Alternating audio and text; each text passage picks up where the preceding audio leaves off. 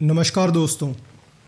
आज हम आपको लेकर चलेंगे उस रहस्य की ओर जो हजारों वर्षों से नज़रों से छिपा है, शब्दों से परे है और केवल अनुभव किया जा सकता है।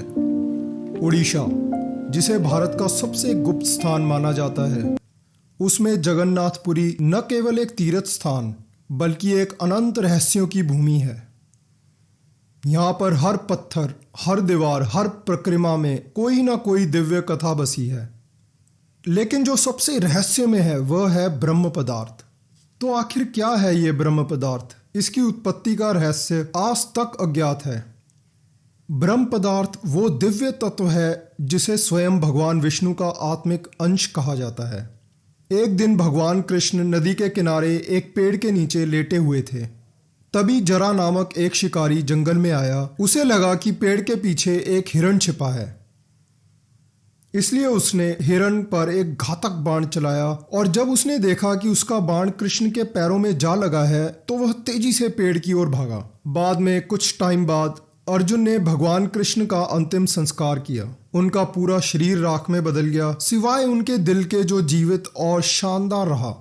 अर्जुन ने दिल को एक लकड़ी के बोर्ड पर रखा और उसे नदी में बहा दिया। दिल नदी में बहता हुआ उड़ीसा के पुरी में समुद्र में जा गिरा।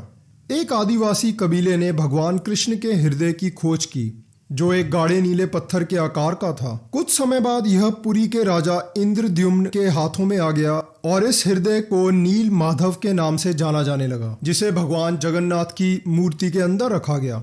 हर 12 से 19 वर्षों में जब नव कलेवर होता है, यानी जब भगवान की नई मूर्तियां बनाई जाती हैं, तो इस ब्रह्म पदार्थ को अत्यंत गोपनीय और रहस्य के साथ रात के अंधेरे में एक विशेष अनुष्ठान के दौरान नई मूर्तियों में प्रतिस्थापित किया जाता है। मंदिर के चुनिंदा सेवक, जिन्हें दैतापति कहा जाता है, वही इस रहस्य के साक्षी बनते हैं। लेकिन यह प्रक्रिया इतनी रहस्यमयी है कि कई बार जो सेवक ब्रह्म पदार्थ को स्थानांतरित करते हैं उनकी मृत्यु हो जाती है।